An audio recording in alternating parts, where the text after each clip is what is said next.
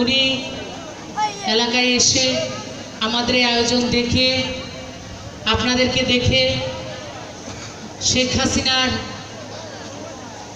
এত অবদান এত কাজকর্ম যদিও ওনাদের সামনে দিয়ে ওনাদের হাত দিয়ে অনেক কিছু হয় তারপরে উনি আপনাদের উপস্থিতি দেখে মুগ্ধ হয়েছে তা ওনার বক্তব্যে উনি বলে গেছেন। আমাদের মাঝে দুইবার নির্বাচিত ভাইস চেয়ারম্যান আওয়ামী লীগের সহসভাপতি আনোয়ারা খাতুন বক্তব্য রেখেছেন আমাদের আওয়ামী লীগের যুগ্ম সাধারণ সম্পাদক শহীদুর রহমান শহীদ বক্তব্য রেখেছেন সাংগঠনিক সম্পাদক দায়িত্বপ্রাপ্ত ওবায়দুল হক এবং আমাদের মাঝে বক্তব্য রেখেছেন থানা ইঞ্জিনিয়ার আব্দুল রাজ্জাক সাহেব। চমৎকারভাবে উনি ওনার কথা বলেছেন এবং আমাদের জন্য ভোট চেয়েছেন। আল্লাহ জানে চাকরি থাকে কি থাকে না,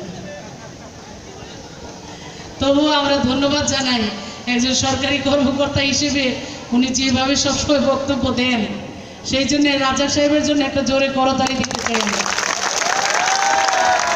উনি শুধু বক্তব্যই দেন না, আমরা যখন যে কাজের কথা বলি উনি অনেকদিন ধরে আমাদের মাঝে থেকে মোটামুটি সিঙ্গেরের মানুষই ওনারে বলা চলে। সিঙ্গেরের মানুষের প্রতি ওনার একটা অন্যরকম মহব্বত অন্যরকম একটা ভালোবাসা জন্মে গেছে, যে কারণে এই যে জামসায় আসার পথে আমি গত তারিখে আসছিলাম আমাদের যুবলীগের যে কমিটি করেছিলাম আমাদের সাদ্দাম নজরুল এদের নেতৃত্বে আমরা যে কমিটিটা করেছিলাম যুবলীগের, এই যুবলীগের কমিটির সময় আমি যখন আসছিলাম আমি দেখছিলাম যে রাস্তাটা কি পরিমাণে ভাঙা। আমাদের গান করে শিল্পী আবুল সরকার সে আমারে একদিন ফোন দিছে, বলে যে আম্মা আমি এই রাস্তা দিয়ে যাইতেছি আর মানুষে গাল পারতেছি যে এই এলাকার মানুষ কেমন, তাদের রাস্তাঘাটে তো খারাপ। তো মানুষে বলে যে আমরা কি করব, এই আপনাদের এমপি সাহেব আপনাদের চেয়ারম্যান সাহেব ভালো করে তো দেয় না, তো এর জন্য আপনারে ফোন দিলাম।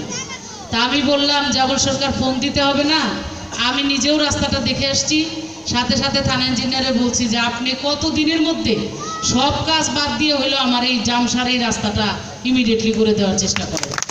এবং উনি সেই কাজটা করে দিচ্ছেন খুব মানে স্পেশালভাবে বরাদ্দ এনে তারপরে দায়িত্ব নিয়ে এই রাস্তার কাজ চলছে এবং আমার মনে হয় এখন আপনারা সুন্দরভাবে সিঙ্গেরের সাথে যোগাযোগ করতে পারেন এবং যেতে পারেন।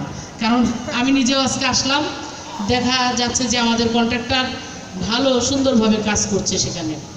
আমরা আসার পথে ওই উত্তর জামসা স্কুল যেন সরকারি প্রাথমিক বিদ্যালয়ে গেলাম, অসংখ্য মেয়েরা মায়েরা সেখানে সবাই বলছে সবার মুখে একই কথা যে আমরা এখন ভালো আছি, জয়ন্তী শেখ হাসিনা নারীর উন্নয়ন করছে।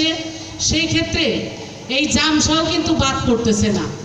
জামসাতেও আমাদের গত ইয়েতেই হলো আপনার 45 জন প্রাথমিক শিক্ষক নেওয়া হয়েছে, তার মধ্যে 35 জনই হলো নারী।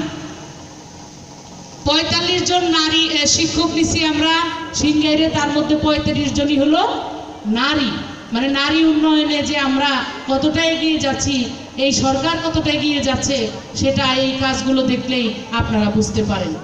আজকে আমরা বিভিন্ন রকমের কাজ করছি, বিভিন্ন বিদ্যালয়ের ভবন করছি, ঘরে ঘরে বিদ্যুৎ পৌঁছে দিচ্ছি।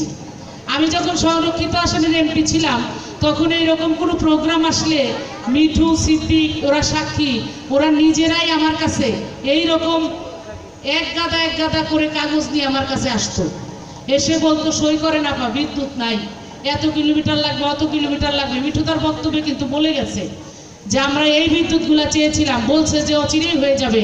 আজকে সেই কাজগুলো কিন্তু কিছু বিদ্যুৎ পেয়ে গেছে সংযোগ, কিছু চলমান আছে, কিছু প্রক্রিয়াধীন আছে। ইনশাল্লাহ আমরা আগামী বছরের মধ্যে এই কাজগুলো প্রায় 100% করার জন্য চেষ্টা করবো ইনশাল্লাহ। আমাকে বলেছে যে কতদিনের মধ্যে বিদ্যুৎ দিবেন সেই ঘোষণা দিয়ে যাবেন। আমি বলে দিলাম এটা আমার ঘোষণা না, আমার বঙ্গবন্ধুর কন্যা দেশরত্ন জয়ন্তী শেখ হাসিনা তিনি বলেছেন যে সাধারণ মানুষকে তাদের হাতের নাগালে সেবা পৌঁছে দিব, ঘরে ঘরে বিদ্যুৎ দিব এবং ডিজিটাল বাংলাদেশ গড়তে হলে তো বিদ্যুৎ ছাড়া হবে না।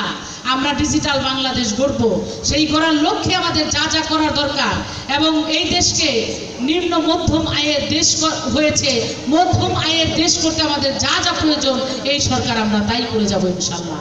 আমরা জনদরদী, জনগণের সরকার, এটা কৃষকের সরকার, এটা সাধারণ মানুষের সরকার। নারীদের সরকার, নারী বান্ধব সরকার, আমি বলবো এইটা শিক্ষা বান্ধব সরকার। আজকে স্বাস্থ্যে দেখেন কমিউনিটি ক্লিনিক, আমরা প্রত্যেকটা জায়গায় আমরা কমিউনিটি ক্লিনিক, মায়েদের হাতের নাগালে, মায়েরা যাতে তাদের কিছু হলেই সাথে সাথে ওই কমিউনিটি ক্লিনিকে যাইতে পারে, 30 রকমের ঔষধ তারা যাতে বিনা পয়সায় পায়, সেই ব্যবস্থা কিন্তু একমাত্র শেখ হাসিনাই করেছে। এটা কিন্তু অন্য কোনো সরকার করে নাই। আজকে আমরা কৃষকদেরকে বীজ দিচ্ছি, তারপরে বিনামূল্যে আমরা সার দিচ্ছি, বিভিন্ন রকমের ইনস্ট্রুমেন্ট দিচ্ছি যেগুলো কৃষকরা নিয়ে কাজ করতে পারবে, এগুলো আমরা দিচ্ছি। বিভিন্নভাবে আমরা ইউনিয়ন পরিষদের ভবন আজকে উদ্বোধন করে আসলাম। কতবার কত চেয়ারম্যান হয়েছে আপনারা জানেন। আমরা খালি ধানের শীষে ভোট দিছি, ধানের শীষ মার্কার ওই মনোনয়ন যারা নিয়ে আসছে তাদেরকে ভোট দিছি, কিন্তু ওই যে শহীদ একটা কথা বলছে যে আমরা কি পাইছি, আমরা যদি হিসাব নিকাশ করি আমরা দিছি, আমরা পাই নাই। আর যদি আজকে শেখ হাসিনার কথা বলি, সেখানে আমি বলবো শেখ হাসিনাকে এখনো আমরা কিছু দিতে পারি নাই, কিন্তু তার কাছ থেকে আমরা অনেক কিছু পাইছি এবং তার জন্য তার কাছে আমরা ঋণী হয়ে আছি। কথাটা সত্য কিনা? আমরা কিন্তু শেখ হাসিনার কাছে ঋণী। গত 5 বছরে তিনি আমাকে সংরক্ষিত আসনে দিয়েছিলেন, আমি যতটা পেরেছি আমি আপনাদের জন্য কাজ করেছি।